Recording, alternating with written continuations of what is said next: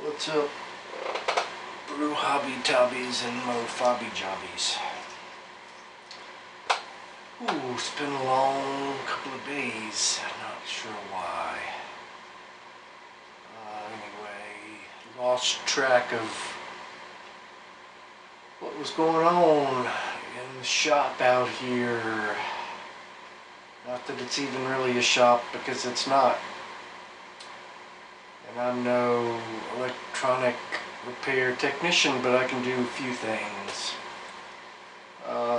So I like to pick up beat up instruments that don't work and fix them.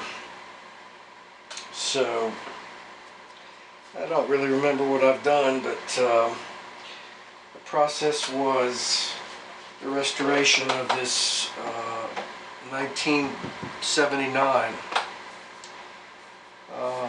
And I did put a video up showing the new power supply for this, but I took it down.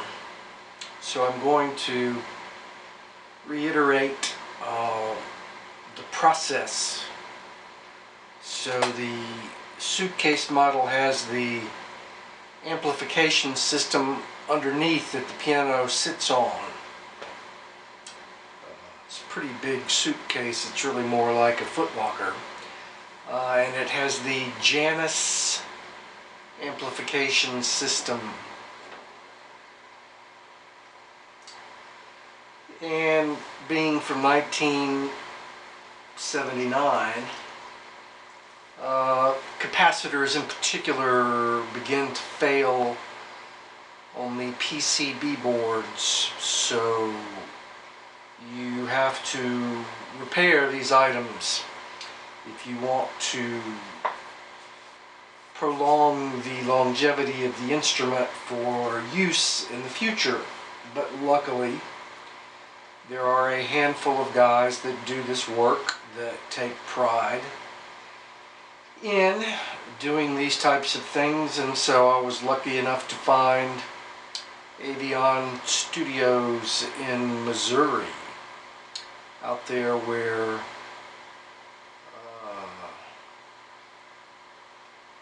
I can't think of his name. He's the moderator of the Hammond Organ and Leslie Technician Group, Dr. Arthur Kemp. I think he's in Missouri. Show me. Anyway, I sent them the Janus preamp, which is a later version of the Rhodes preamp that was made specifically to power the suitcase enclosure with the Janus amplification system. Well, evidently the first trial of amplification for the Rhodes, Harold Rhodes, was a Peterson preamp that to create the tremolo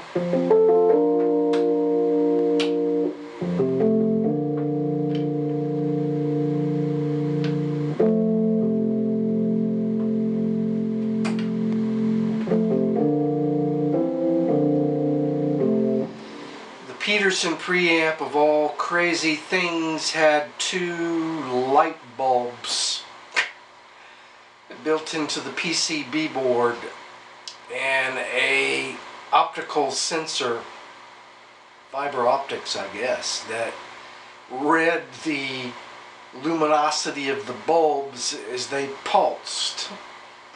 Of all crazy things in electronics, and that's what produced the tremolo in the Rhodes, which is really just basically an undulating between one amplifier and the other amplifier, which the way it's set up in the suitcase is 4 12s, 2 12s and 2 12s, 2 12s on each 50-watt Janus amp, and these two on the left side are together, one facing out, one facing back, and these two are on the right side. And so you would just get a bit of change in amplitude. It's not even a phase shift, it's not really it's just a change of amplitude. And that's what it is in the Rhodes. There are second-party accoutrements that you can buy for any model of Rhodes that will do any variety of things that you wish, including tube preamps and whatnot.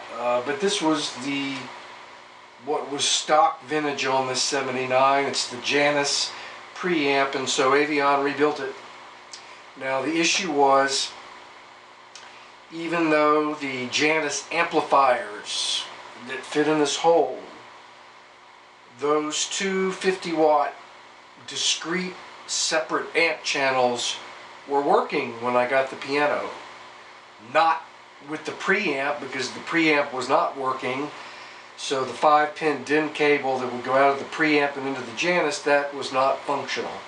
But if you bypassed the preamp and came off of the harp of the piano and went into the power amp inputs of the Janus, which it has those for you there on the side, preamp outputs, 2 1/4-inch outputs, and power amp inputs. When you plug into those, the Janus amp is working. It still is, but the power supply that's built into the Janus amp that powers the preamp was not working. So it has its own little power supply board, and it provides negative 15 and positive 15 volts, I guess, to do the undulation. Well, I had my preamp rebuilt, which I did, came home directly and plugged it in with the 5-pin DIN cable into the Janus, it probably would have fried it again because it wasn't working. So I figured this out. So I went ahead and when I had them rebuild the preamp, I went ahead and bought their product, which is this standalone power supply that provides the negative 15 and plus 15 volts through this 5-pin DIN cable. Now it uses the stock jack, but they provide you with a specialty cable that goes into a breakout box, which gives you the 2 1/4-inch preamp outputs. And when you turn the tremolo on,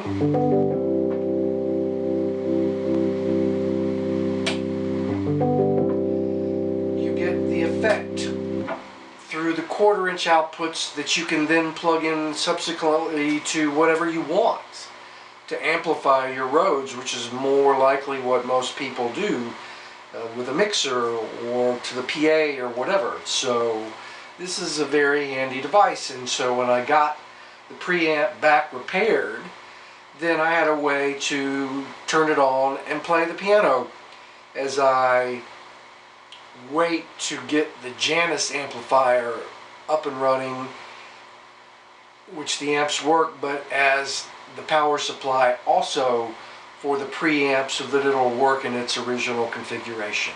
So I have to replace the little power supply board that went bad, which I have and also bought from Avion for $19.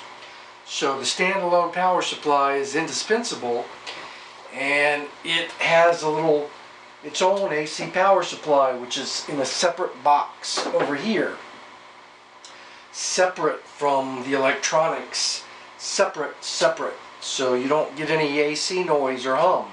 This is a very ingeniously designed circuit, I think, and I really dig it.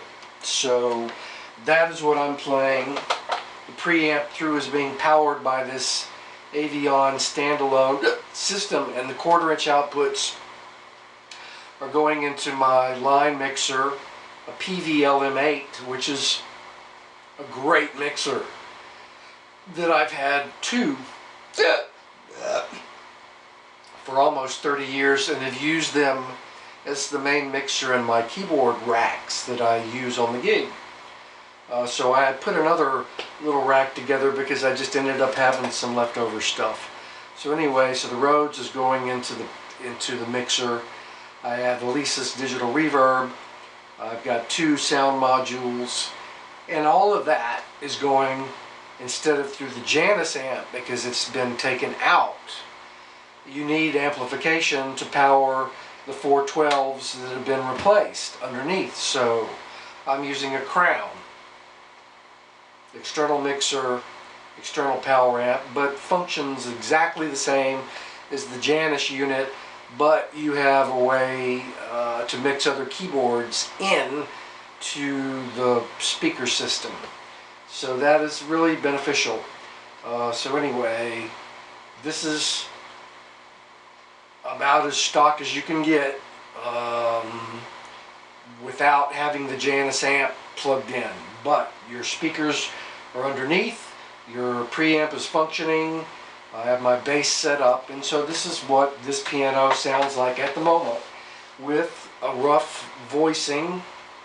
It turns out that the internal speakers that were in this 1979 Rhodes, the 412s I have over here, they were wired out of phase. So they were erroneously hooked up with the black and white switch, so there was no low end at all. And whenever I discovered this upon replacing the 4 speakers with 2 Rolands and 2 Jensens, that I switched the polarity back and bam, there was low end from hee-ha-ho-ha. So that required revoicing of the harp to get rid of the thuddy low end, which is characteristic of the Suitcase piano, which in voicing terms, with all of these different instruments, these Rhodes, and the different years in which they were produced, and the architecture was different. So the Suitcase in particular had a very strong fundamental, low fundamental to the pitch, and a little bell tone on top of it. And that is interesting, and I posted some videos of me playing the original voicing. Well, necessarily that I had to change that to get that low end out. It was too much, and put it more like the other Rhodes that I've restored. So this is a work in progress, but I think it's pretty good so far. I kind of got distracted the last few days and lost track of what I'm doing. But anyway.